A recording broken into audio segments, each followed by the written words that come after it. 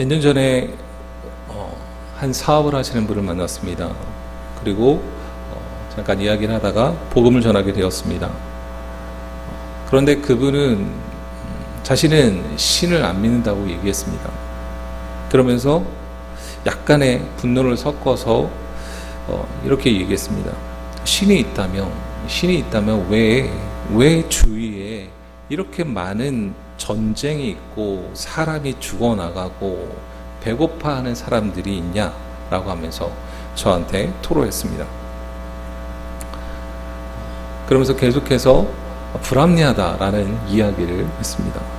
그분은 자신이 믿지 않는 신 존재에 대해서 참 많이 화가 나 있었던 것 같았습니다.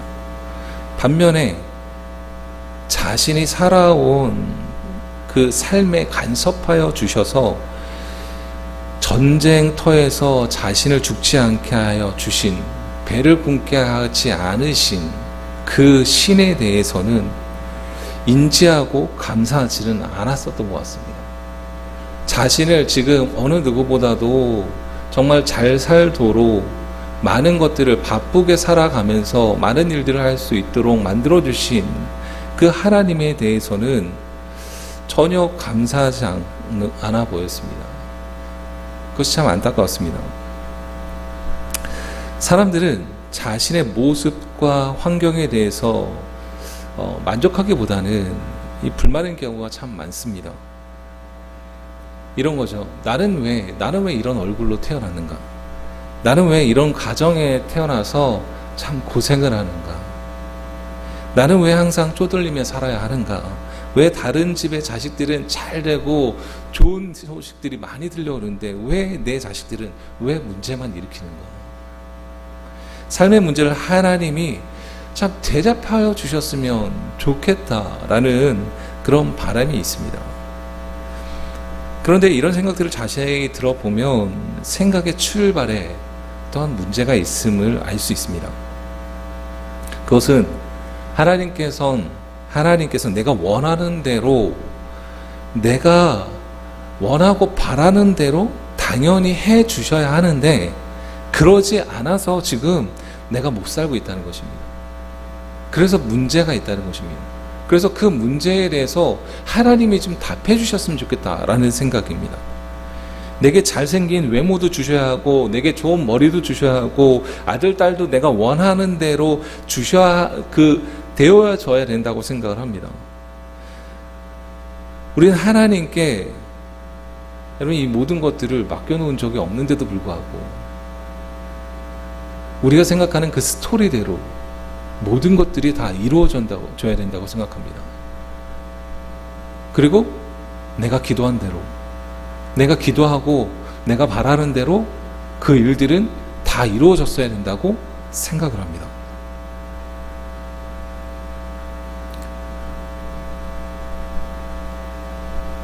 여러분, 우리는 하나님께 이 모든 것들을 맡겨놓은 적이 없습니다. 그리고 이런 것들을 받을 자격이 우리에게는 없습니다. 하나님이 모든 것들을 내가 원하는, 내가 바라는 그 모든 것들을 주셔야 할 의무도 없으십니다. 여러분, 코로나가 전 세계에 퍼졌어도 하나님을 우리는 원망할 수가 없습니다. 이 세상의 창조주는 하나님이시며 세상은 하나님의 계획 가운데 진행되어집니다. 이 세상의 주인은 하나님이시기 때문입니다. 그런데 자유를 맡겨놓은 것처럼 이제까지 누리던 모든 것들을 다 내가 누렸어야 했었던 그런 것인데 하나님이 빼앗은 것처럼 생각하고 있지는 않은지 여러분, 우리는 돌아봐야 합니다. 그래서 우리가 계속해서 원망하며 빨리 하나님 돌려놓으십시오.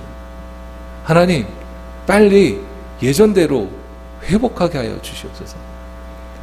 하나님 예전에 벌었었던 그 수준대로, 내가 살았던 그 수준대로, 내가 좋아했었던 그 수준대로 다시 되돌려 놓아 주십시오. 왜 그것을 뺏어가셨습니까? 우리 이렇게 이야기하고 있지는 않은지 돌아봐야 합니다. 에베소서 2장 3절에는 이렇게 말합니다. 우리는 본질상 진노의 자식이다 라고 말씀하고 있습니다. 죄 때문에 우리는 본질상 진노의 자식이었습니다. 본질상, 그래서 하나님께 뭘 요구할 수 있는 그런 수준, 그런 자격이 없는 것입니다. 진노의 자식이니까요. 하나님의 자식이 아니라 본질상은 우리는 진노의 자식이고 사단의 자식이고, 우리 첫 조상 아담이 그것을 선택했고 우리는 계속해서 그 아담의 자손으로 나였기 때문입니다.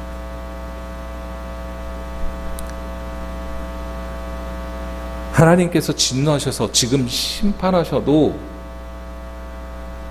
우리는 아무 할 말이 없는 그런 존재였습니다.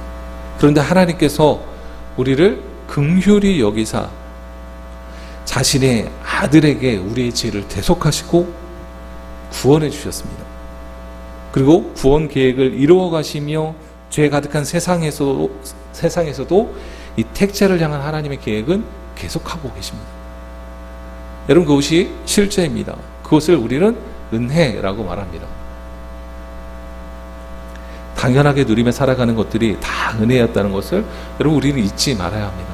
그리고 그것이 없어도, 그리 아니하실지라도 우리는 불평해야 할 대상이 하나님이 아님을 우리는 잊지 말아야 합니다. 그런데 내놓으라고 윽박 지르면서 기도하지만, 사실은 기도한다고 하지만 지금 윽박 지르고 있는 모습은 아닐까요? 생각의 시작 자체가 여러분 문제가 있는 것입니다. 하나님에 대해서 내가 기도하면 다 들어주어야 하시는 그런 존재, 그 이상도 그 이하도 아닌 그런 관계로 생각한다면 우리의 삶은 다 마음에 들지 않을 것입니다. 그래서 우리의 입술에서 불평과 원망이 계속해서 끊임없이 나오게 될 것입니다. 내가 당연히 받아야 된다고 생각하면 여러분 교만해지고 감사가 없게 되어집니다. 그런데 내가 구원받을 자격이 없고 축복받을 자격이 없는 자라는 사실을 인정하게 되면 여러분 겸손해지게 될 것입니다. 주신 것만으로도 감사가 넘치게 될 것입니다. 모든 것이 다 하나님의 주권과 긍휼로 말미암는 그러한 것입니다. 세상에 당연한 것은 하나도 없습니다. 나의 나됨도, 내가 구원받은 것도, 내가 지금 건강한 모습으로 이 자리에 와서 예배드리고 있는 것도 다 하나님의 은혜요 자비로 말미암은 것입니다. 여러분, 2000년 전 예수 그리스도의 십자가의 지심이 나를 위한 것이 실제라면, 그리고 그 십자가로 죽을 나의 몸 살려주셨다면, 비록 무화과 나무가 나의 나무에 실과가 없어도, 포도나무에 소출이 없고 외양간에 송아지가 없어도, 사업이 잘 안 되고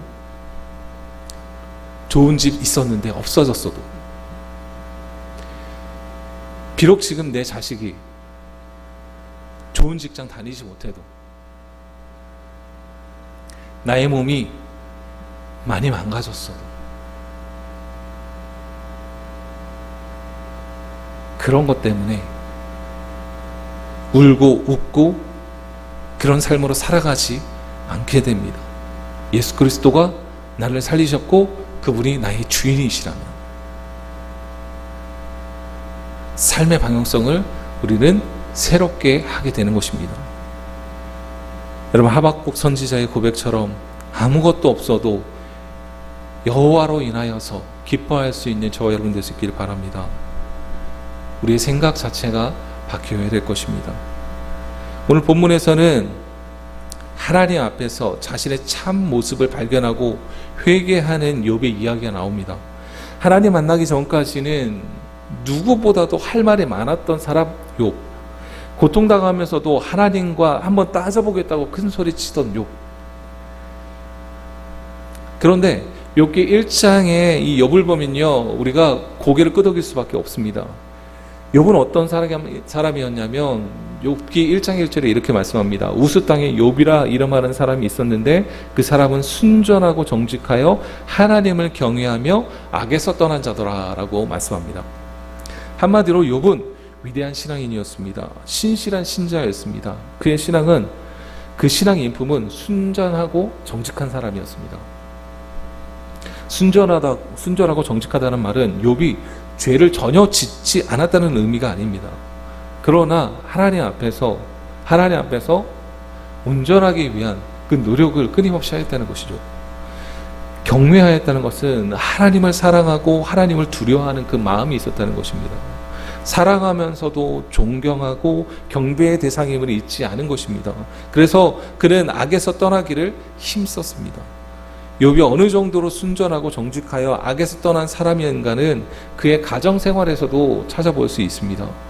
욥기 1장 5절 이하에 보면요, 욥은 자녀들이 생일 때 되면 모두 다 모여가지고 잔치를 하였다고 합니다. 그런데 잔치가 끝난 후에 언제나 자녀의 수만큼 번제를 드려 자녀들을 성결케 했다고 말합니다. 잔치의 흥겨움에 취해서 자녀들이 혹시나 부지불식 중에 하나님으로부터 마음이 떠나지 않았을까, 죄를 짓지 않았을까, 이러한 염려 때문에 번제를 드려서 자녀들을 성결케 했습니다. 그는 자기 혼자 의로운 자가 돼서 그리고 살아간 자가 아니었습니다. 가족들에게도 그 모습을 보였습니다. 가족들이 다 하나님을 높이고 사랑하도록 그는 보여주고 가르쳤습니다. 성경에 등장하는 수많은 인물들이 있지만 욥의 경우처럼 하나님께서 사단 앞에서 두 번씩이나 칭찬하신 그런 예는 없습니다. 1장 8절과 2장 3절 이렇게 나옵니다. 내가 내 종 욥을 주의하여 보았느냐, 그와 같이 온전하고 정직하여 하나님을 경외하며 악에서 떠난 자는 세상에 없느니라. 사단에게 하나님께서 말씀하시는 거예요. 다른 이들에게가 아니라 사단에게까지 욥에 대하여 하나님께서 칭찬하였습니다. 세상의 유일한 자, 하나님께 칭찬받는 자. 여러분, 하나님 앞에서 그런 사람 되기를 원합니다. 이런 욥에게 그런데 엄청난 재앙이, 엄청난 시련이 닥치죠. 갑자기 스바 사람들이 쳐들어와서 소와 나귀들을 빼앗고 칼로 종들을 다 죽입니다. 하늘에서 불이 내려와서 양과 종을 불살라버립니다. 갈대아 사람들이 약대를 빼앗고 또 종을 죽입니다. 순식간에 재산이 다 날아갔습니다. 이런 불행한 소식을 듣고 있는데 더 끔찍한 소식이 들려옵니다. 갑자기 돌풍이 일어나 7 아들과 3 딸이 잔치를 하고 있던 그 집을 덮칩니다. 그리고 그 집이 무너져서 10 자녀가 한 번에 다 죽습니다. 엄청난 재앙이죠. 재앙은 욥의 몸에까지 미쳤습니다. 온몸에 악창이 납니다.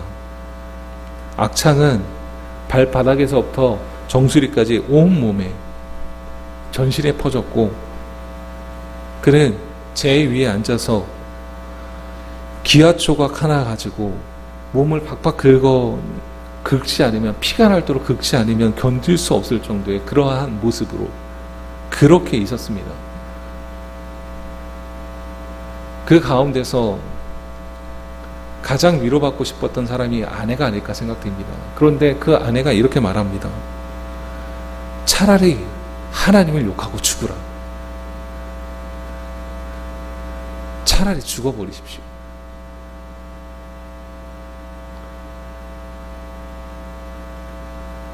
어디 하나 의지할 수 없는 그런 상황이죠. 그럼에도 욥이 입술을 범죄하지 않습니다. 그래서 2장 10절에 이렇게 그가 고백합니다. 그가 이르되 그대의 말이 한 어리석은 여자와 같도다. 우리가 하나님께 복을 받았을즉 화도 받지 아니하겠느냐 하고 이 모든 일에 욥이 입술로 범죄하지 아니하니라. 욥이 말합니다. 우리가 하나님을 믿는 까닭은 내게 건강, 내 생활의 안정, 마음의 평안, 행복을 주시기 때문이 아니야.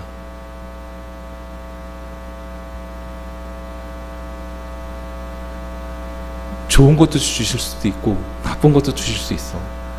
그러나 그것이 하나님을 저주해야 할 그러한 일이 아니야 라고 고백합니다. 내게 어떤 것을 해주시기에 조건적으로 하나님께 예배하는 것이 아닙니다. 우리 하나님이 예배를 받으시기에 합당하시기에 내 상황이 어떠하든 우리는 예배하는 것입니다. 어떤 상황을 주시든 입술로 범죄하지 말아야 합니다. 그것이 우리의 삶의 예배입니다. 주일에, 수요일에 교회에 와서 정기적으로 예배에 참여한다고 여러분 우리가 예배자가 아닙니다. 이것이 우리의 신앙인이 잘 싸워야 할 시험의 내용입니다. 여러분, 그래서 하나님을 부정하거나 하나님을 거부하고 떠나지 않습니다. 입술로 범죄하지 않는 여러분 그러한 예배자가 되기를 원합니다. 물론 욥이 그렇다고 순순히 완전히 항복한 것은 아닙니다. 그도 내면에 들끓는 어떠한 감정이 있었습니다. 그 마음에는 무서운 시험으로 소용돌이가 휘몰아치고 있었습니다. 내적으로는 아주 고뇌에 찼죠. 입술로 범죄하지 않았지만 풀리지 않은 문제들이 있었죠. 왜 이런 일이 나에게 일어나야 하는지, 내게 무슨 잘못이 있어서 이런 형벌이 주어진 것인지, 하나님은 나를 사랑하시는 것인지 아닌지, 하나님은 살아계시는 것인지 질문이 끝이 없었습니다. 그는 자신의 질문에 하나님이 대답해 주시기를 바랬습니다. 하나님이 하실 말이 없을 것이라고, 나는 이렇게 끝까지 지켰는데 어떻게 이렇게 됐지? 그래서 하나님께서 내가 질문할 때 하실 말이 없을 것이라는 생각을 합니다. 왜냐하면 자신이 의롭다고 생각했기 때문입니다. 위로하러 온 세 친구와 함께 7일 밤낮 침묵을 지키며 고뇌하던 욥이 마침내 참담한 신경 가운데 입을 열어서 말하는데 이런 고백을 합니다. 차라리 내가 낳지 않았더라면. 자신이 태어난 생일을 저주합니다. 3장 3절에 보면 이렇게 말합니다. 내가 난 날이 멸망하였더라면, 산의 아이를 베었다 하던 그 밤도 그러하였더라면. 그렇게 비통해 합니다. 차라리 낳지 않았으면 좋았을 텐데. 처음에는 침묵으로 욥의 고통에 동참했던 그 친구들이 순순히 욥의 이 욥이 잘못을 고백하지 않는 것을 보면서 한 사람 한 사람 돌아가면서 욥을 설득하려 합니다. 욥의 고난은 틀림없이 욥의 죄 때문에 찾아온 것이라고 친구들은 단정짓습니다. 왜냐하면 하나님은 공평하시고 공의로우시기 때문에 하나님이 잘못하실 리가 없으시기에, 그러기에 욥이 분명 어떤 잘못이 있을 거라는 그러한 생각을 합니다. 그래서 욥이 회개해야 된다는 논리를 펼칩니다. 그런데 욥은 한사코 그들의 주장을 거부하죠. 나는 그런 징벌을 받아야 할 그만큼 잘못한 일이 없다. 하나님이 당장 나타나셔서 내 무죄함을 속 시원하게 풀어주셨으면 좋겠다. 하나님이 나타나셔도, 하나님이 내 옆에 계셔도, 하나님께서 말씀하셔도 나는 정당하게 살았어. 그렇게 고백합니다. 지금 욥의 가장 큰 고통은, 그 가운데 있었던 가장 큰 고통은 자신에게 임한 그 재앙 자체가 아니었습니다. 그보다도 왜 내게 이런 재앙이 임하도록 하나님께서 허락하셨나? 그 질문에 자신 또한 답할 수가 없어서 그래서 괴로워하고 있었습니다. 그런데 이런 상황에서 거울을 통해 비추어진 자신의 불행한 모습만 바라보게 된다면 오히려 문제가 악화되어지는 거죠. 왜냐하면 자기 연민에 빠지기 때문입니다. 왜 나만? 왜 나만? 이렇게 자기 연민의식에 일단 사로잡히면 본능적으로 자신을 보호하기 위해서 내가 왜 이럴 수밖에 없는지를 설명하는 자기 강화를 시도하게 됩니다. 그래서 자기 변명과 자기 합리화로 일관합니다. 결국 자기중심적인 사람이 되어지죠. 자기중심적, 자기 강화라는 의미는 하나님의 뜻이 하늘에서와 같이 이 땅에서도 이루어지기를 원한다는 그 마음이 없어졌다는 것입니다. 자기중심적이라는 의미는 하나님 중심으로 생각하지 않는다는 것입니다. 내 생각이 옳아서 하나님을 인정하지 못하게 된다는 것입니다. 욥의 경우도 그랬습니다.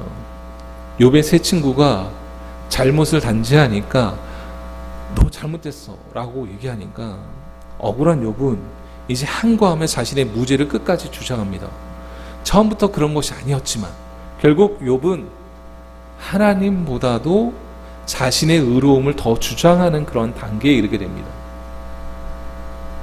잘못이 없는 욥에게 재앙을 하셨으니 하나님이 의로운 욥에게 잘못하고 계시다는 그런 결론이 나게 되어지는 거죠. 적어도 이 점에 있어서 하나님보다 욥 자신이 더 옳다고 생각한 것입니다.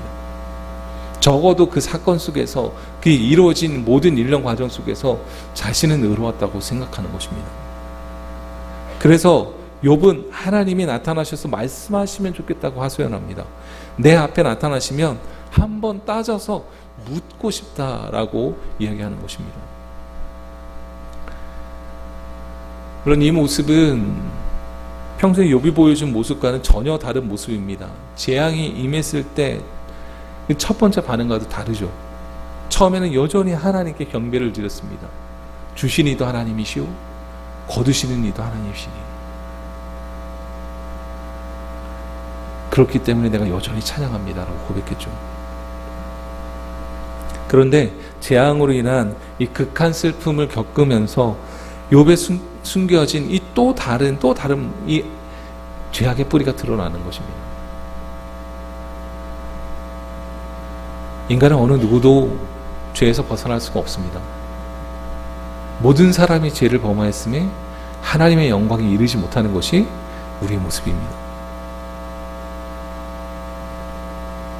그것은 자신의 의에 대하여 집착하는 모습입니다. 결국 하나님의 의보다 자신의 의를 더 주장하는 셈이 되었습니다. 여러분, 우리도 이 점에서 욥과 좀 일치하는 것 같습니다. 특히 양심적으로 살았다고 주장하는 사람일수록, 특히 신앙생활 안에서 열심히 잘 하고 있다고 생각하는 사람일수록 이런 모습이 더 강하게 나타나죠. 사람들은 누구나 예외 없이 양면성을 지니고 있습니다. 대부분 약간의 선행과 약간의 이 악행을 행하면서 살아갑니다. 그런데 평소에 양보를 잘하며 살아왔던 사람들, 선행을 하면서 살아왔던 사람들, 나는 열심히 살았어, 나는 하나님 앞에서 바르게 행하려고 노력했어, 나는 하나님을 위해서 살았어, 이렇게 생각하는 사람들이 항상 자부심을 갖고 있는 사람들이 흘러 교만이 되기 쉽습니다. 그리고 우리가 베푸는 선행의 동기에 음모가 감추어져 있죠. 착하다는 이 칭찬과 인정을 받음으로써 남들보다 더 우월한 인정과 대접을 얻고자 하는 그런 모습들, 그리고 그 인정이 내가 원하는 인정의 기대만큼 이루어지지 않을 때, 충분하지 않을 때 섭섭함이 이루어지죠. 사람에게, 그리고 하나님께. 가정에서, 사회에서, 심지어 교회에서도 내가 남들보다 더 많이 희생하였다는 구실로 은근히 공로의식을 갖게 됩니다. 내가 남들보다 더 잘하고 있다는 것으로 우월의식을 갖습니다. 이것들이 자기의가 되죠. 이렇게 자기의 의에 사로잡힌 모습은 평소에는 잘 드러나지 않습니다. 그래서 쉽사리 포착할 수가 없습니다. 바로 이것 때문에 하나님과의 깊은 관계를 맺는 데 걸림돌이 되고, 바로 이것 때문에 더 깊고 풍성한 영성으로 들어가는데 실패할 확률이 높죠. 그래서 하나님께서 우리에게 고난을 허락하십니다. 그래서 하나님께서 우리에게 남들보다 더한 힘듦을 허락하십니다. 그리고 그 안에서 나의 내면을 보게 하시고, 그리고 나의 모습, 나의 실제를 보게 하십니다. 그리고 하나님 앞에 무릎 꿇게 하시죠. 사람의 내면을 다 아시는 하나님께서는 우리가 가면을 썼다고 못 알아보시지 않으십니다. 자기의 의에 붙잡혀 있는 우리 자신을 어떻게 벗어나게 할 수 있을까요? 욥은 어떻게 해결되었을까요? 욥은요, 하나님의 말씀을 듣습니다. 하나님을 만나고 그는 모든 것들이 해결됩니다. 절제자이신 하나님께서 행하신 일들을 듣고 하나님 앞에서 먼저보다 못한 존재인 자신을 발견합니다. 자신의 무죄함을 주장하던 욥에게 절대자이신 하나님이 드디어 말씀하십니다. 그것이 욥기서 38장 1절부터 3절까지 말씀입니다. 여러분, 욥기서 38장 1절부터 3절을 같이 한번 읽어보겠습니다.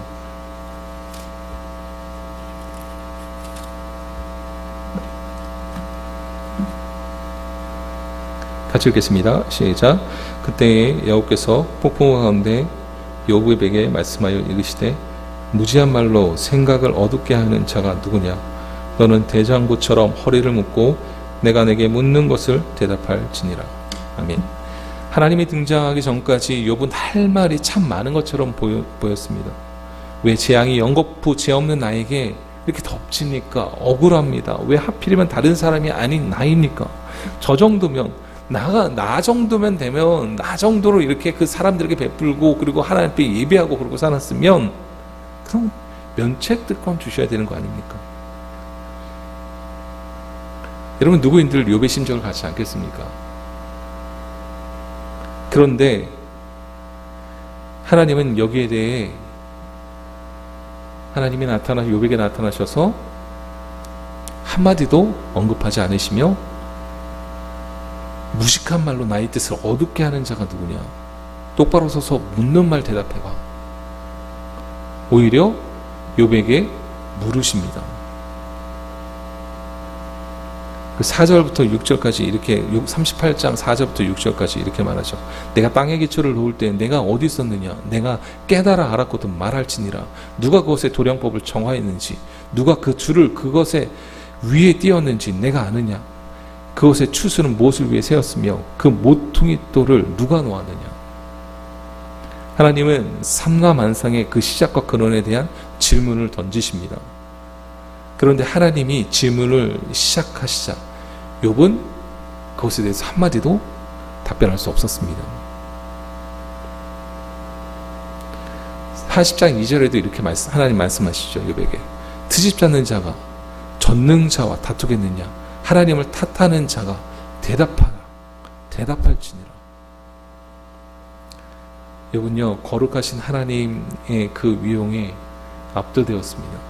그리고 하나님이 창조하신 것을 질문하시니 할 말이 없었고, 하나님 앞에서 어떤 것도 안다고 하면서 나설 수 없음을 깨닫게 됩니다. 하나님이 펼쳐 보이신 광대한 세상과 생명의 근본, 그것을 신비롭게 경영하시는 하나님의 전지전능성을 보면서 자신의 부분적인 지식의 한계를 인정하게 되어진 거죠.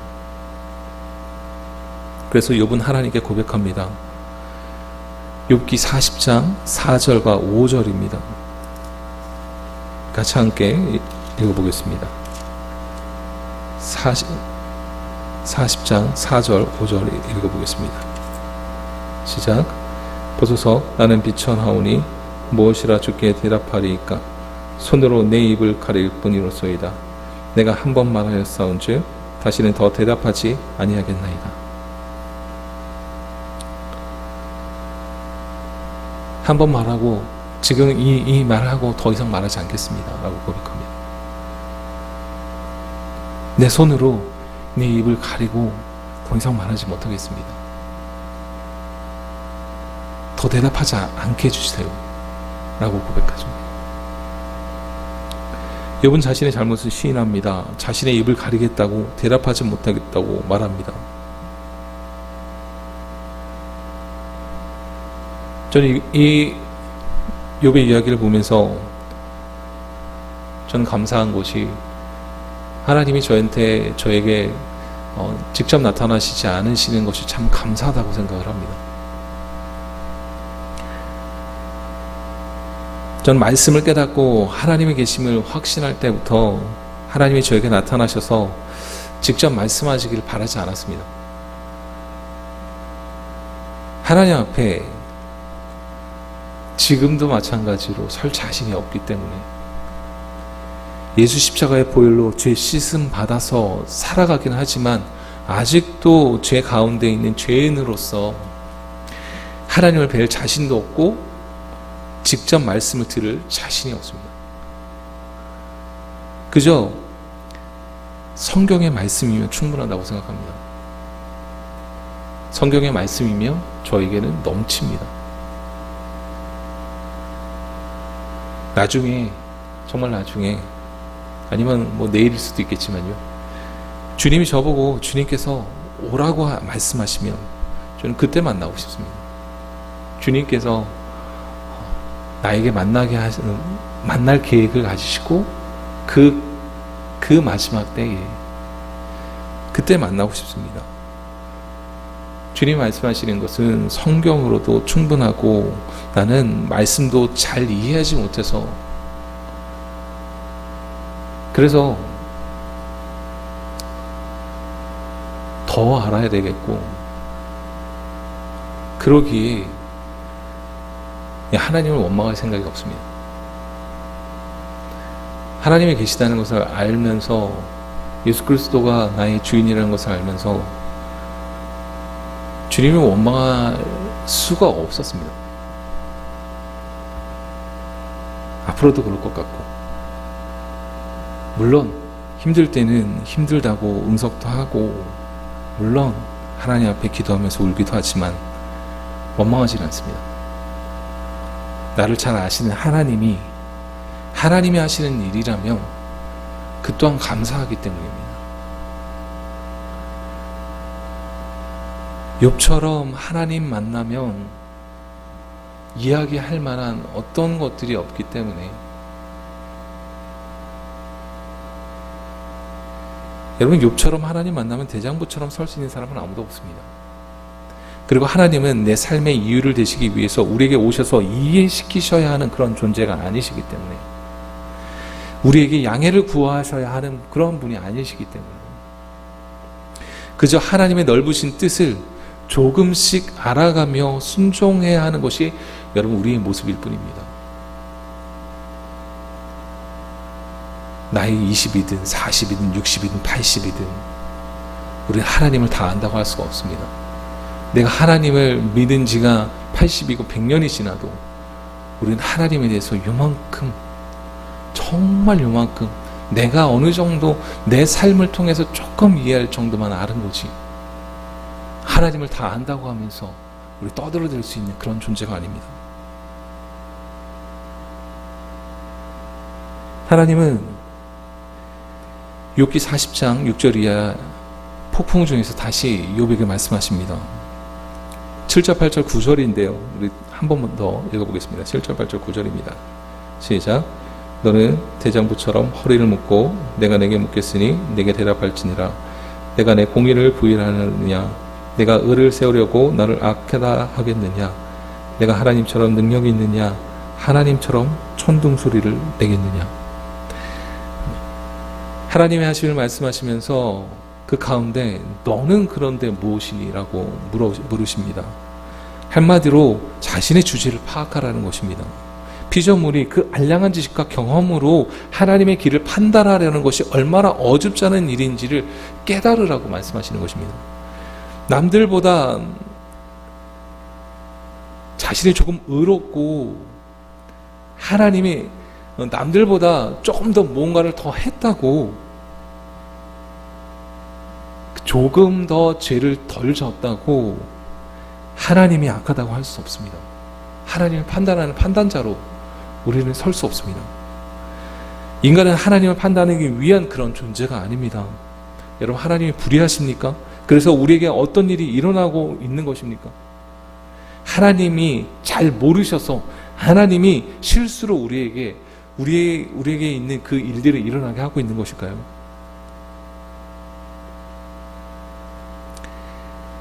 욥이 42장 2절에 이렇게 말합니다. 주께서는 못하실 일이 없사오며 무슨 계획이든지 못 이루실 것이 없는 줄 아오니 라고 말합니다. 당신께서는 못하실 일이 없습니다. 계획하신 일은 무엇이든지 이루십니다 라고 고백합니다. 욥은 자신에게 일어난 일을 비록 이해할 수는 없어도 하나님의 절대 섭리와 주권을 인정하지 않을 수 없었습니다. 그 누구도, 그 어느 국가나 그 나라도 여기에 저항할 수 없습니다. 하나님의 절대적인 통치와 다스림이 있습니다. 그리고 그 절대자 하나님 앞에서 설 때에 우리의 이 참 모습이 드러나게 되는 것입니다. 그것은 우리의 자신의 부적합성, 부적경성, 이것이 드러나게 되는 것입니다.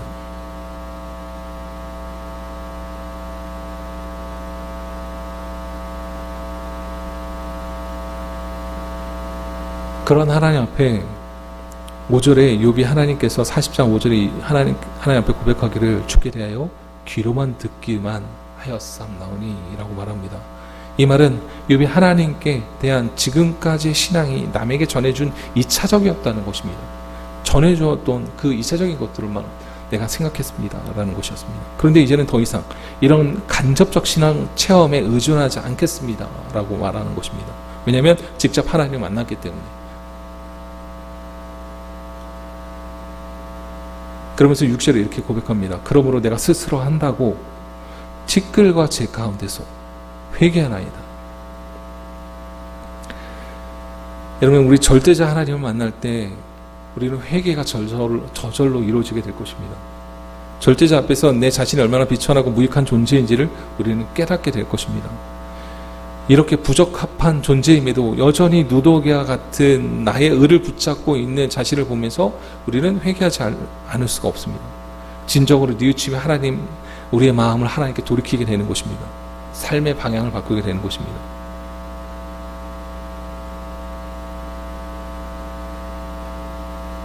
여러분, 지금 어떠한 상황에 지금 살아가고 계십니까?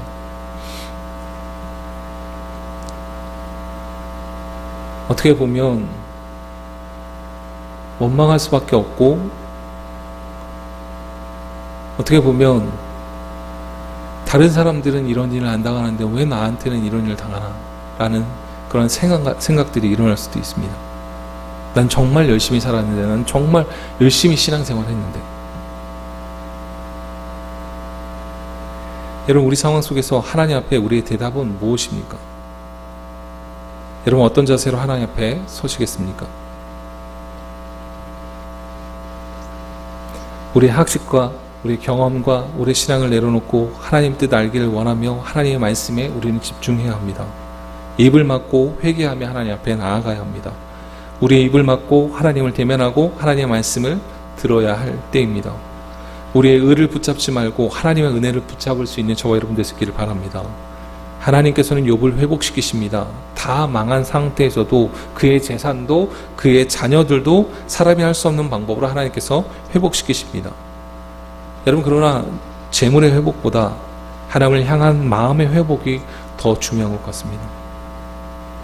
그에게 일어난 마음의 회복이 더 중요한 것입니다. 여러분, 우리가 먼저 회복할 것은 하나님과의 회복입니다. 환난 중에 더욱 하나님 묵상하고 하나님 말씀 속에서 나의 입을 다물고 하나님의 뜻을 이해하기 위해서 노력하고 하나님께 영광 돌리며 살아가기로 결단할 수 있는 저와 여러분 될 수 있길 바랍니다. 우리의 모든 문제보다도 먼저 하나님과의 회복을 이룰 수 있는 저와 여러분 될 수 있기를 바랍니다.